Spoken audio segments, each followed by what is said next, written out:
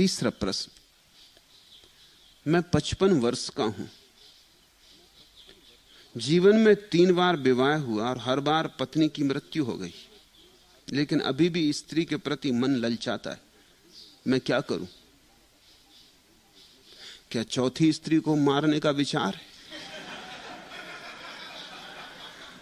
अब तो जागो।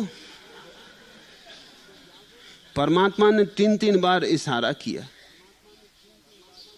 तुम्हारे इस कारण 3 स्त्रियां विदा हो गईं और तुम अभी भी ललचा रहे हो।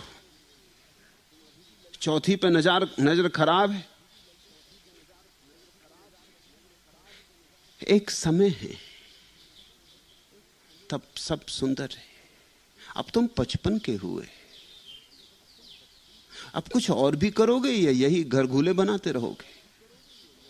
और तुम सौभाग्यशाली हो, तुमने तो 3-3 बार झंझट ली। परमात्मा ने तुम्हें 3-3 बार झंझट से बाहर कर दिया। तुम स्वाभाविक सन्यासी हो, अब और क्यों झंझट में पड़ते हो?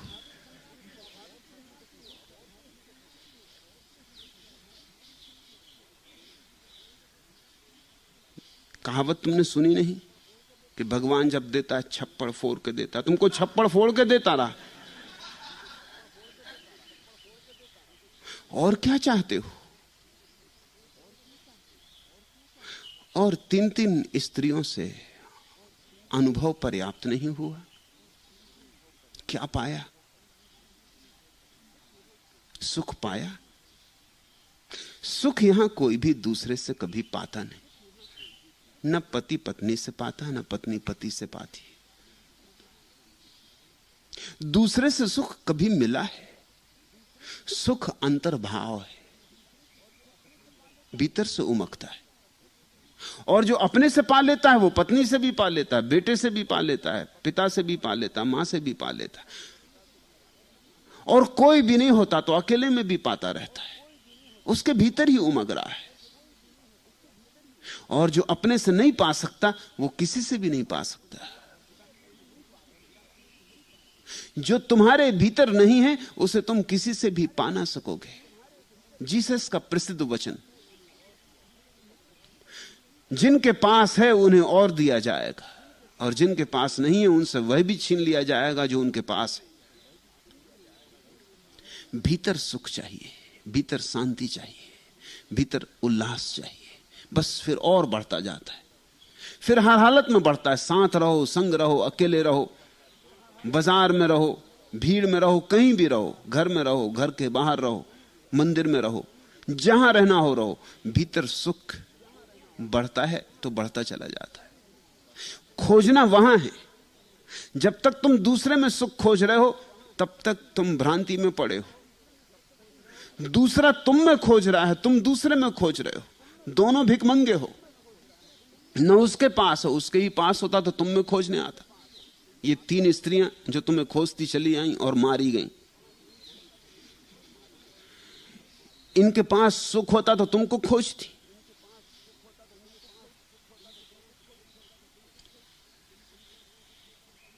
तुम किस में खोज रहे थे? जो तुम में खोजने आया उसमें तुम खोज रहे हो। जिसके हाथ तुम्हारे सामने भिक्षा पात्र की तरह फैले, उसके सामने तुम भी अपना भिक्षा पात्र फैला रहे हो। भिखमंगे भिखमंगों के सामने खड़े। फिर अगर जीवन में सुख नहीं मिलता तो आश्चर्य क्या है? मांगे से नहीं मिलता सुख, जागे से मिलता है। सुख का सृजन करना होता है। सुख तुम्हारे प्राणों का संगीत है। जैसे वीणा पर कोई तार छेड़ देता है, ऐसे ही जब तुम अपनी अंतर वीणा को छेड़ते हो, जब उस कला को सीख लेते हो, उसी कला का नाम प्रार्थना, उसी कला का नाम ध्यान, उसी कला का नाम भजन, उसी कला का नाम भक्ति, ये सब उसी के नाम है। वीणा तो मिली है जन्म के साथ, लेकिन कला सीखनी पड़ती। वो किसी सद्गुरु के पास सीखनी पड़ेगी, किसी ऐसे के पास सीखनी पड़ेगी जिसने अपनी वीणा बजा ली हो। बाहर की वीणा भी सीखने जाते हो, किसी उस्ताद के चरणों में बैठना पड़ता है। भीतर की वीणा तो तुम्हें मिली है, वो परमात्मा की भेंट है। उसी वीणा का नाम जीवन है, मगर उस वीणा को कैसे बजाएं ये पता नहीं है। और जब तक वो वीणा ना बजे तब तक तृप्ति नहीं है। अतृप्ति अनुभव होती, तुम बाहर तड़फते हो, भागते हो, इससे मिल जाए उससे मिल जाए, तुम दौड़ते रहते हो जिंदगी भर, और वीणा तुम्हारे भीतर पड़ी है।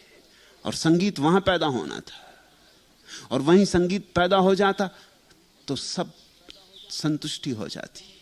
मगर वहां तुम जाते नहीं, वहां तुम आंख भी ले जाने से डरते हो, क्योंकि वो नंगी पड़ी वीणा तुम्हें बड़ा बेचैन कर देती। तुम समझ ही नहीं पाते क्या है, वे तार तुम्हारी समझ में नहीं आते। और अगर कभी तुम उन्हें छेड़ते हो तो सिर्फ बेसुरापन पैदा होता है, क्योंकि कला तुम्हें नहीं आती। धर्म और क्या है? अंतर वीणा को बजाने की कला है।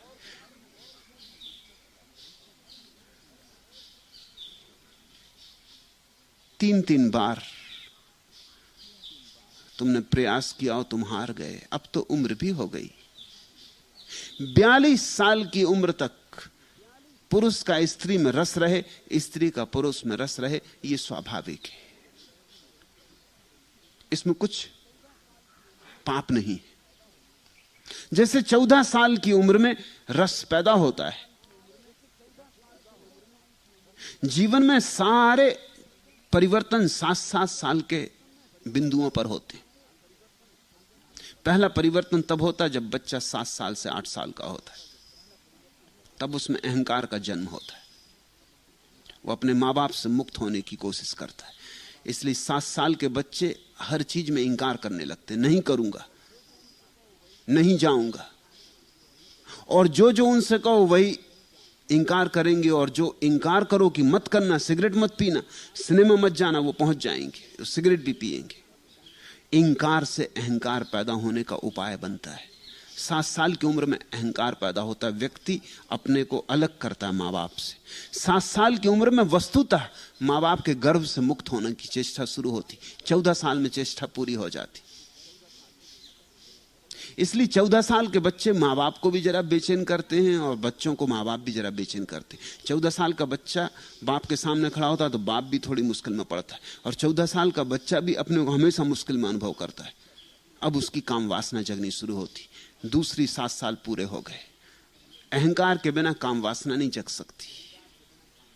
पहले अहंकार जगे तो ही काम वासना जग सकती।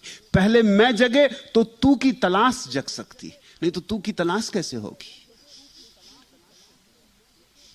14 साल में वासना जगती।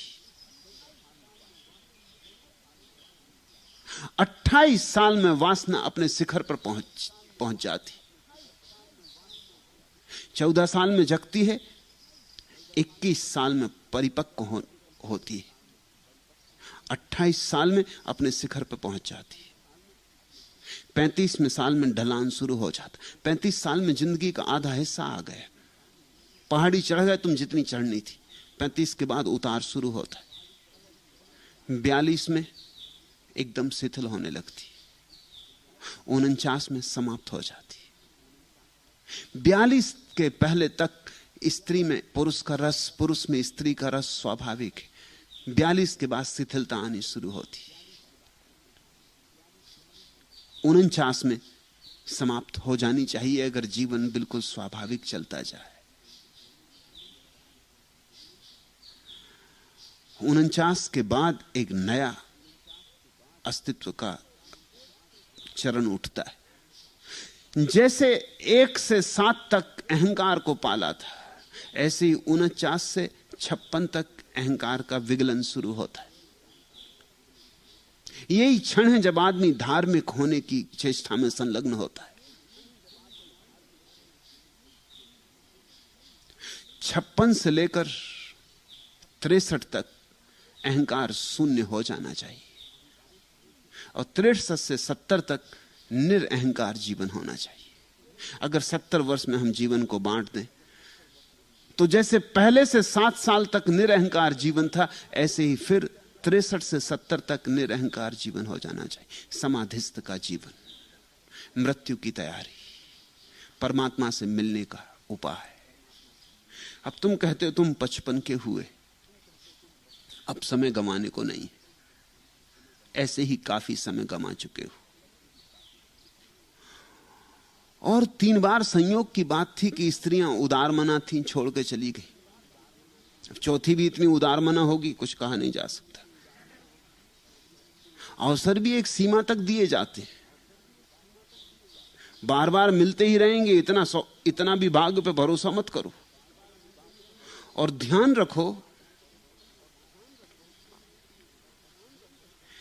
समझदार आदमी दूसरे के अनुभव से भी सीख लेता है, और नासमझ अपने अनुभव से भी नहीं सीख पाता। तुम्हें मिला क्या है, एक बार इसका निरीक्षण करो। जीवन में सिर्फ आशाएं हैं, अनुभूतियां कुछ भी नहीं। मिलेगा ऐसी आशा रहती, मिलता कभी कुछ नहीं। बुद्धिमान आदमी दूसरे के जीवन को भी देख के समझ जाता है। अब समय आ गया कि थोड़ी बुद्धिमानी बरतो। मैंने सुना है एक अदालत में मुकदमा था, मुल्ला नसरुद्दीन गवाह की तरह मौजूद था। मजिस्ट्रेट ने उससे पूछा कि नसरुद्दीन, जब इस स्त्री की अपने पति के साथ लड़ाई हुई तब तुम क्या वहां मौजूद थे? मुल्ला नसरुद्दीन ने कहा, जी हां। जज ने पूछा कि तुम उसके गवाह की हैसियत से क्या कहना चाहते हो, बोलो। मुल्ला नसरुद्दीन ने कहा, यही हुजूर कि मैं कभी शादी नहीं करूंगा। आदमी दूसरे के अनुभव से भी सीख लेता है। तुम स्वयं 3-3 बार अनुभव से गुजर चुके, तुम कब दूसरे से मुक्त होगे? काफी हो गई देर, अब तो सांझ भी होने लगी। 55 साल के हो गए, अब सांझ का वक्त आने लगा। अब रात की तैयारी करो, अब दूसरी यात्रा की तैयारी करो। अब आगे और भी पड़ाव हैं, इस शरीर के पार और भी मंजिलें हैं, इम्तिहान अभी और भी हैं। अब यहीं मत उलझे रहो।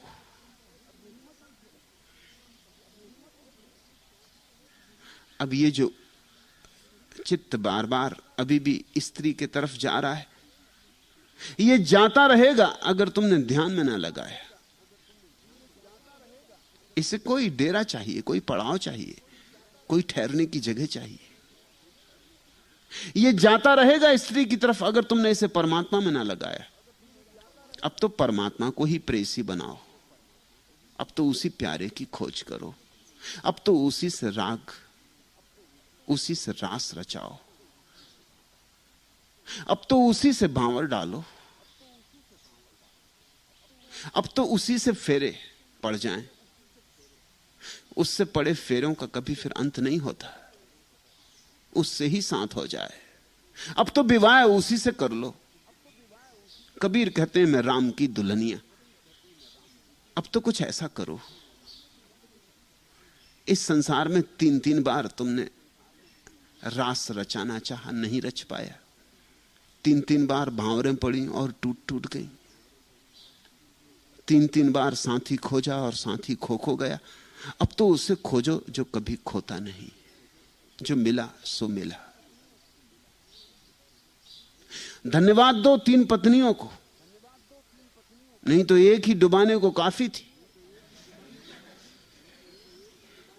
सौभाग्यशाली हो तुम, मगर अपने सौभाग्य को अब दुर्भाग्य में मत बदलो।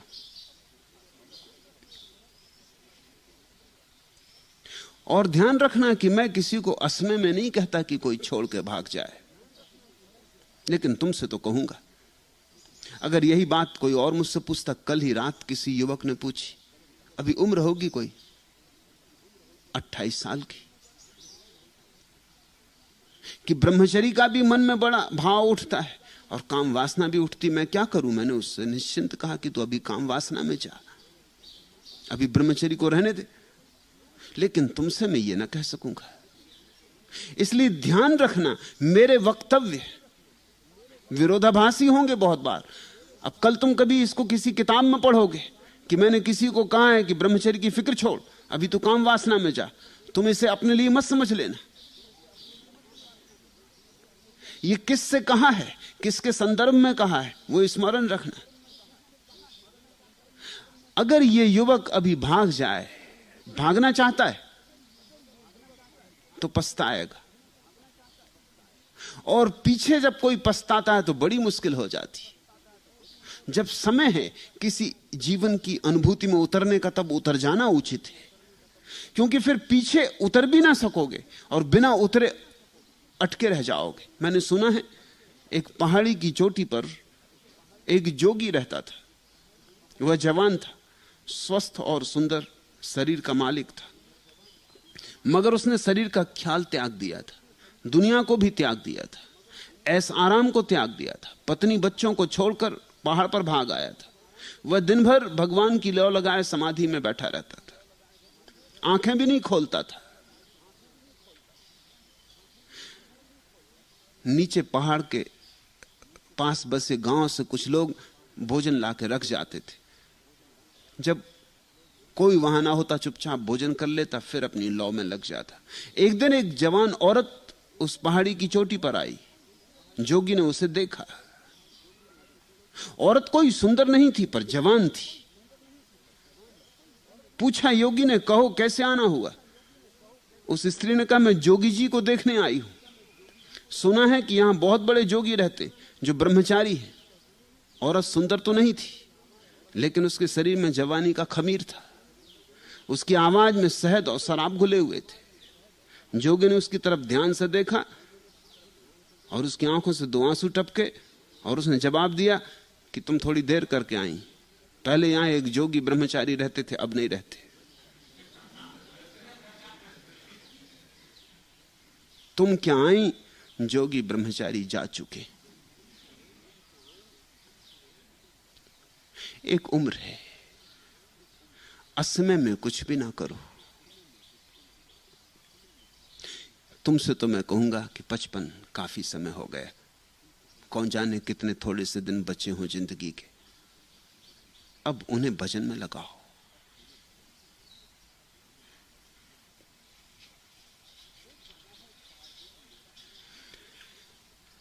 हो चुका है 4 दिन मेरा तुम्हारा, प्रेम हंसनी, और इतना भी यहां पर कम नहीं। एक आंधी है उठी गर्दो गुबारी, और इसी के साथ उड़ जाना मुझे है। जानता मैं हूं नहीं कोई नहीं है, कब तुम्हारे पास फिर आना मुझे है। यह विदा का नाम ही होता बुरा है, डूबने लगती तबीयत, कुछ सोचो। हो चुका है 4 दिन मेरा तुम्हारा, प्रेम हंसनी, हेम हंसनी, और इतना भी यहां पर कम नहीं। पंख चांदी के मिले हों या कि सोने के मिले हों, एक दिन झड़ते अचानक, और सभी को देखनी पड़ती किसी दिन जड़ प्रकृति की एक सच्चाई भयानक। किंतु उनके वास्ते रोएं उन्हें जो बैठ सहलाते रहे हैं, किंतु उनसे जो बासंती बात बहलाते बवंडर साथ दहलाते रहे हैं, जिंदगी उनके लिए मातम नहीं। हो चुका है 4 दिन मेरा तुम्हारा, प्रेम हंसनी, हेम हंसनी, और इतना भी यहां पर कम नहीं। हो गया 4 दिन का मेरा तुम्हारा, हो गए 4 दिन के राग रंग, हो गए 4 दिन सपने देख लिए। जरूरी था देखना, जागने के लिए सपने देखना जरूरी है। भटक लिए, अब घर की तलाश हो चुका है 4 दिन मेरा तुम्हारा, हेम हंसनी, और इतना भी यहां पर कम नहीं।